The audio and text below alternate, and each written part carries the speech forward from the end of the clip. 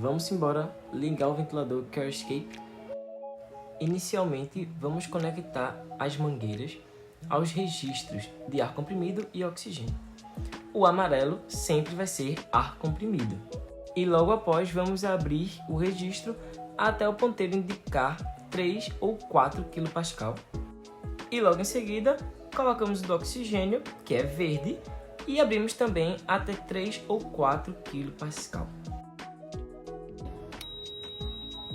Ligue o aparelho na tomada de voltagem específica para o aparelho e ligue-o como na etapa anterior.